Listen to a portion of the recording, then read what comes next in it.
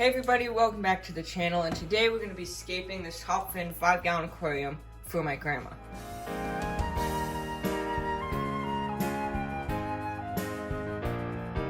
So just a little backstory on this. This is the top fin kit that you can get at pretty much any PetSmart. Really affordable, really good tank for just someone's first aquarium. Pardon the phone noises in the background.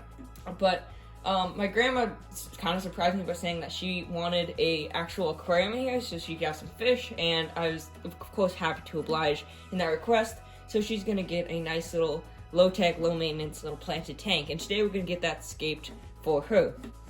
Alright, so with like every tank that I do, I'm gonna start with a base layer of substrate. This is just white sand that I've collected from a lake, and I'm just gonna place it in the tank using a cup.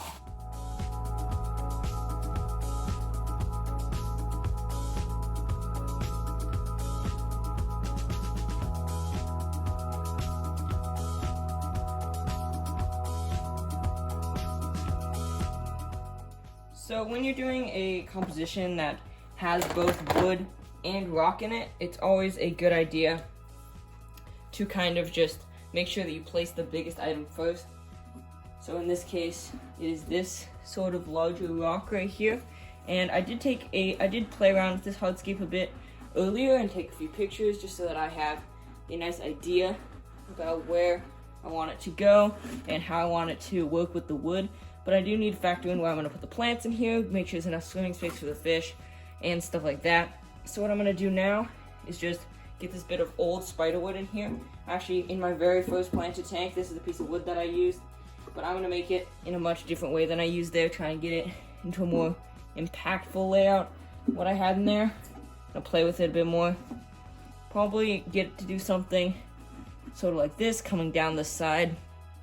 And just kind of give it something. And we're gonna be concealing all these like sawed-off patches and stuff like that with plants and stuff like that. And another thing you can do is get smaller bits of wood like this, work them into your design, and then you can start to take some smaller rocks and just kind of place them around here, just to sort of kind of add to the hardscape, because even though you might have some really nice big pieces of rock or wood, without having some smaller pieces to accent it, it's really not going to do anything. Always leave space in the front so you can clean the glass, because no aquascape is going to be algae free, so you want to be able to get in front of the rocks and wood so that you can actually get in there to clean the tank, because it's just part of owning an aquarium. I'm obviously going to do that for my grandma, but I just want to make it easier for me. I'm going to make sure that the rocks are in contact with the wood, because even though this wood is probably waterlogged, I'm still going to super glue it down just so that it, of course, obviously doesn't float, because that's probably the worst part about having a tank when you're scaping it. And this might not even be my final hardscape layout that I'm doing right here. I might move this around. It's always important to play with it until you're completely happy, because this is the backbone of your aquarium. And if the hardscape doesn't look good, then your whole tank will be messed up. So I'm gonna play with this for a while until I find something that I actually really like. And even if there are little gaps like this right here, I'm like looking at that like, oh, I want to fill that in. I'm gonna leave that open and put a plant there, because I think that in the long term that will be the best place for it when I'm actually scaping this tank. So what I want to do is work in smaller rocks around the big ones, just to kind of blend the hardscape to the sand. Step back and look at your aquarium every once in a while. I'm probably going to put the Dwarf aquarium lily right here, that'll fill out this area. And then I'm going to put Anubias right here to kind of fill out this scape. So always keep in mind where your plants are going to go while you're hardscaping, because you got to leave space for them, and know that plants are a part of your layout too. So what's your opinion on this? Like, do you think I should move this around? Anything big that I should change? I like the way it looks. Yeah, you know, it's more empty in the right-hand corner, but that'll probably be where the bigger plants are, right? And the fish can swim around through here too. Right. And I think it's really interesting. All right, great, thank you. And because a tank like this has less light, this is the light that's on it right now. It's just a desk lamp that we're using it so I can have light for you guys to see and for me to keep it illuminated. One of the best parts of your aquascape is actually the shadows, because that really implies that there's a lot of like mystery and interest to your scape. If you have a lower light setup, you can work that to your advantage and give it a lot of overhang hardscape so that there's a lot of shadow, and that will really make your scape look nice. You won't really get that well you're scaping because it'll be well illuminated so you can see, once you actually have the light on here, I am just going to be using the built-in light that comes with this kit. It's not super bright, but I think it'll be fine growing the plants that we'll have. And that'll just give it a lot of nice little interest while we're scaping this tank. I'm just going to pinch everything together so it holds in place. Then I'm going to get some super glue in there and glue it all together. And the super glue, even though it's chemical, it's not going to hurt the fish. Yeah, the cyanoacrylate in the super glue, the gel, as long as it's cyanoacrylate, it's completely safe for fish. You can even glue plants to rocks with it.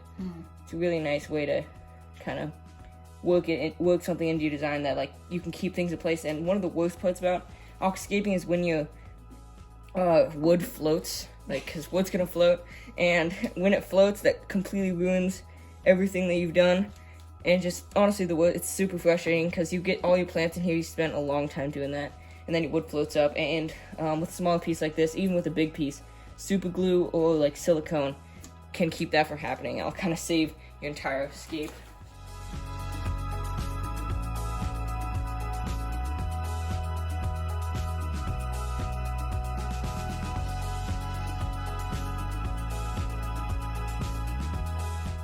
So what we're going to do now is actually lock down this wood onto the rocks with cyanoacrylate super glue. So this is just the super glue gel. You can get this stuff at the dollar store. That's pretty much where I would recommend getting it. Just get some of the stuff at the dollar store. Press the hardscape in place for like a second or two, and then this glue will fuse it to the rock. And then after a little while, this stuff will be completely locked down, as in your hardscape will not be moving and hopefully shouldn't float. And once you get everything together, you're gonna see that the super glue will actually create some like sort of white patches. Like the super glue will dry and turn white underwater. And a lot of people really don't like that look because, you know, it just looks unnatural. I don't like it. What you can do, it just dribble sand on top of it, like where you made the contact points, and the sand will conceal the super glue, and it will just look like kind of the sand blending it together. If you're using aqua soil, you can crush up some aqua soil and then use that to blend the hardscape together. So you can just use the super glue to your advantage to keep your wood from floating, and you can even use this to keep your plants locked down like Anubias and stuff like that. Hey everybody, so now we're back at the fish room. I've grabbed a few things to help her out with her tank. So I filled up this little bottle, this spray bottle with Aquarium safe glass cleaner. This is the Fritz stuff, and this is just a little bottle. I got a new timer for her because the other one didn't seem to be working very well. I'm going to let her borrow my bottle of Prime, or at least I'm going to use it for the initial setup, and then we're going to get her own bottle of Prime. And then I have this safe start, which will just be on hand in case she wants to top up the tank or something before we can go out and get her own bottle of Prime. She does have well water, so there's lots of minerals and hard metals and stuff in there, which is what the Prime will help take care of and stabilize stuff like that. So we got all that. And I also want to give her some more plants, because we did order some plants, but, you know, we didn't order that many small ones. So I've got these just, like, I've been keeping these just in my black water tank, just floating around, because I had no place to put them. I got some Rotala in here. Don't know if I'll take the Rotala, but definitely this Crypts. You can see right here, lots of Crypts when dead-eye. Little different Crypticorns in here, so I'm going to pull those guys out, get them in a little Ziploc bag, so that I can use those in the scape, and then we can head back over to her house and scape the tank with the plants.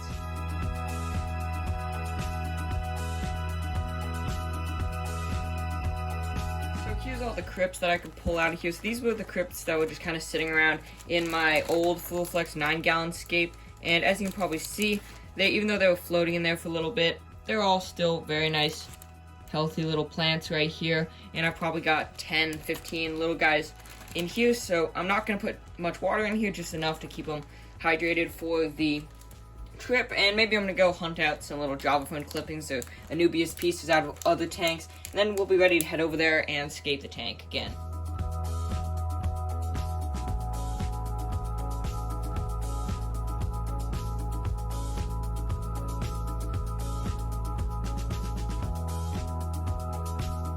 Alright everyone, we are back at the tank. We've got all of our Anubias plants here and the Crypts that I brought and the Java Ferns. So these are a bunch of awesome plants. Got them from Boost Plant. I just typically started buying from there quite a bit just because I found that their plants are really healthy. And Anubias, which are the plants we got here, are just super easy to care for plants for a beginner. We also got a little Dwarf Crane Lily bulb to fill out one of the sides, and we'll see how that goes. So I just got some gel super glue, and we're going to start attaching these to the rocks.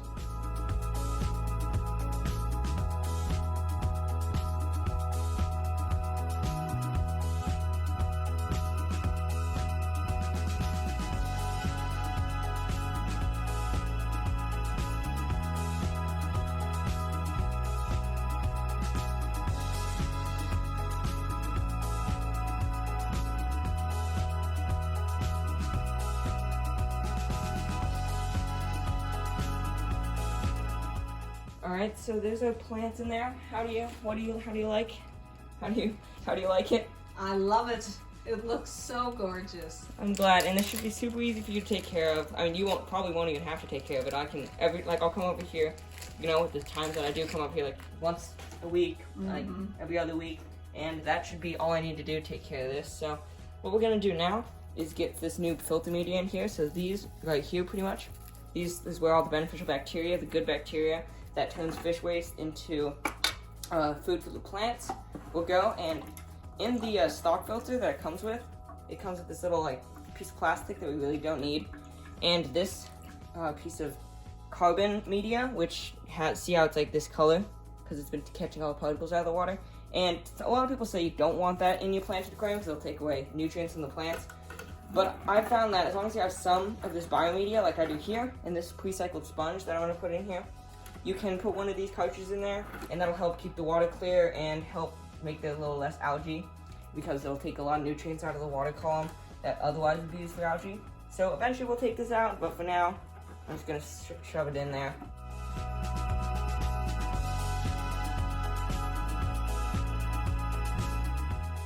The little almost pre-filter that's kind of at the end right here. This is just the carbon cartridge, and I am going to be using this, like I said, to remove excess pollutants from the water column. We've got a pre-cycled sponge and biomedia in here. We're not going to be adding fish right away, but this will allow us to add fish earlier than you typically would.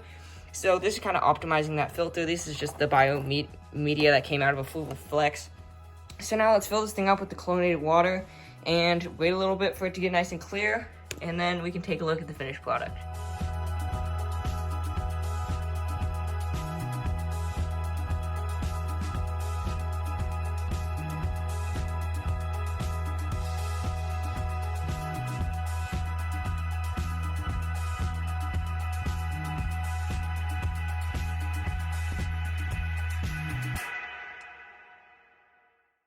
Alright, it's the big reveal. Let's plug in the filter, get the lights going. There we go. Here comes the filter. There's a filter.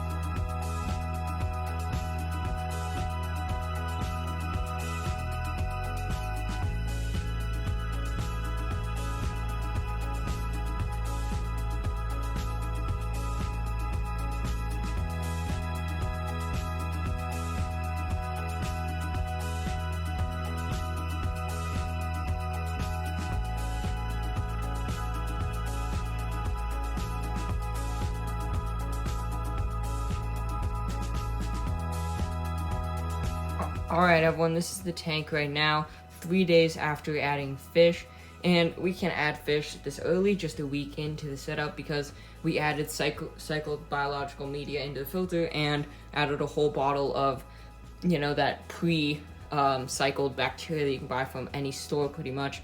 And so we added our live stocking here, and this is the complete stocking. Understandably, they're still pretty shy because of the fact, you know, that they were added just 2 days ago. And this is the third day in the tank. But the 2 female cherry barbs we have in here are pretty out and about, and so are, of course, our 2 Endlers. We do have 3 other male cherry barbs in here. You can probably see one poking out right there. But there's this kind of a cave underneath here that they can hide, and they just kind of like to hang out back there during these first few days, just because, you know, they can find some refuge there. So I've got all these reflections. It's, you know, a really dark tank with a lot of just stuff behind it.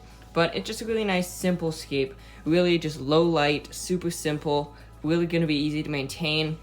And I think this is going to be the perfect scape for this look. Just a bunch of Anubias in here. We did add the shrimp that we had in her old shrimp setup in here, some cherry shrimp. And I've seen all 4 of them today. I just don't know exactly where they are right now. And yeah, that pretty much wraps up this like really nice low-tech 5-gallon setup here. And just as an extra thing, so I did add a little bit of extra light to this tank. As you can see, when I lift up the lid, I have that extra LED bar right there, just because I just wanted a little bit more illumination so you can see the fish better. but not necessarily more light because that causes algae. So pretty much I just put black tape over half the LEDs that were exposed just so that there'd be less light, but still a full coverage illumination, even with there's still some shadows in here. So yeah, this tank is not nearly mature or anything, so it'll definitely grow in over time. But I think it looks really nice for this little space, and it's just a little 5-gallon tank, so I think this is a fun little setup. So I hope you guys enjoyed this little video. See you guys next time. Hopefully I can give you guys updates on this tank later in the future. See you guys next time. Thanks for watching.